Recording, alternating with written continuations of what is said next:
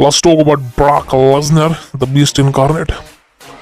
यार देखिए, Brock Lesnar के साथ जो भी चीज़ें चल रही है ना कहीं ब्रॉक लेसनर के लिए शॉकिंग है। और ब्रॉक लेसनर के लिए वो इंसिडेंट सामने चीज़ें निकल के आई हैं because sex scandal is a torture like this and Brock Lesnar पूरी तरह से सेक्स स्कैंडल में फंस चुका है, एलिगेशन में फंस चुका है। और कहीं ना कहीं Vince McMahon and Brock Lesnar, I think Vince McMahon Brock Lesnar को अपने साथ ले गया भाई साहब। That's it. सो आज की वीडियो इसी बारे में दोस्तों, जुड़े रहना वीडियो के अंत तक, सब्सक्राइब कर लीजिए the cult of wrestling for the latest news about WWE।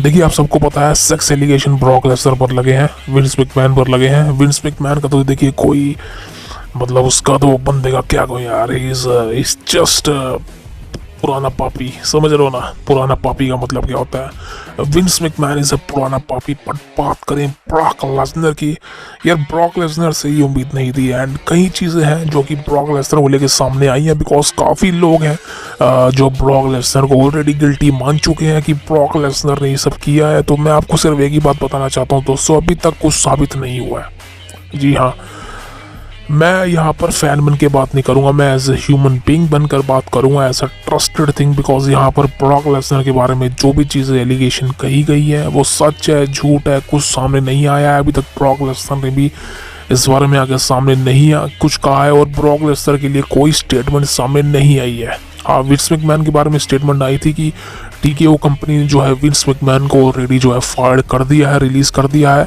अब विंस मैकमैन का जो है WWE कंपनी के अंदर कोई भी लेना देना नहीं है। बट बात यहाँ पर ब्रॉक लेसनर की हो रही है।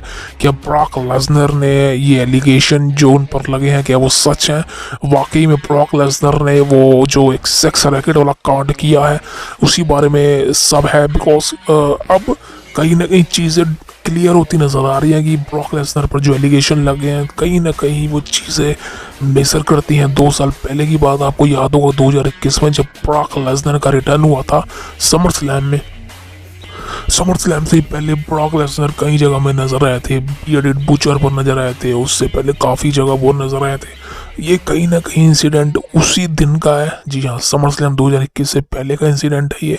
और जो भी वो लड़की के साथ था, जैनिस ग्रैंट के साथ, एंड उसके बाद Brock Lesnar normal WWE company में रिटर्न कर गए थे, कॉन्ट्रैक्ट को साइन कर लिया था। बट अनफॉर्चुनेटली चीज़ें कहीं ना कहीं आगे बढ़ी और अब इतने सालों बाद, यानी कि 3 सालों बाद हमें वो सच सामने आ चुका है कि ब्रॉक लेसनर और विंस मैकमैन का जो भी डिस्कशन हुआ था एंड ब्रॉक लेसनर ने जिस वजह से WWE कंपनी में आने के लिए एक कॉन्ट्रैक्ट को साइन किया गया था, नेगोशिएट किया गया था विंस मैकमैन से एंड जैनिस करंट से फॉर दिस सेक्स लाइफ, वो चीज़ें कहीं ना कहीं अब सामने आ चुकी हैं जिस वजह से ब्रॉक लेसनर के कैरेक्टर पर डाउट होने लगा है। ब्रॉक लेसनर के लिए, उनकी फैमिली के लिए भाई साहब क्या फील होता है ये क्या पता है भाई साहब। बट बात करें यहाँ पर रियल ट्रूथ की तो ब्रॉक लेसनर के लिए WWE कंपनी में रास्ते बंद हो चुके हैं। ब्रॉक लेसनर के लिए देखा जाए तो WWE कंपनी में रिटर्न करना बहुत मुश्किल हो चुका है। और अगर हम बात करें ब्रॉक लेसनर की मर्चेंडाइज, जो कि मैं आपको ऑलरेडी बता चुका हूँ, ब्रॉक लेसनर की मर्चेंडाइज को भी एक तरह से बंद कर दिया गया है। जी हाँ, बिकॉज सुबह ही एक ट्वीट आया था डेव मेल्जर का, काफ़ी सारे रेसलिंग ऑब्जर्वर का, कि जो UK में ब्रॉक लेसनर के मर्चेंडाइज सेल किए जाते थे वहाँ वो ख़त्म कर दिए गए हैं। ब्रॉक लेसनर के सारे मर्चेंडाइज को ऑफ कर दिया गया है, उसको ऑफलाइन कर दिया गया है। और ब्रॉक लेसनर के मर्चेंडाइज अगर आप ऑनलाइन परचेस करना चाहते हो US के अंदर तो आपको वो नहीं मिलेंगे। UK में या कनाडा के अंदर वो सारे बैन हो चुके हैं। इससे कहीं ना कहीं साबित हो गया कि ब्रॉक लेसनर कहीं ना कहीं वाकई में I am sorry what I से कि गिल्टी है।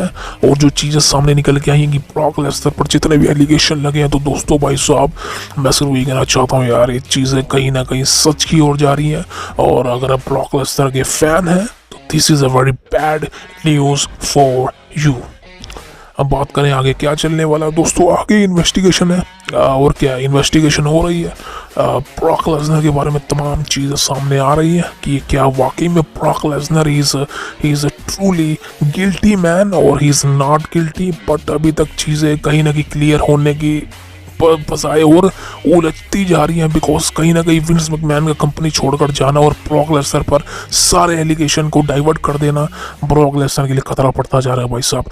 और बात करें 2K24 की, जो कि रिसेंटली अनाउंस की गई थी, कोडी रोड्स पोस्टर पे थे, जो कि मार्च या मई में रिलीज होगी 2K24।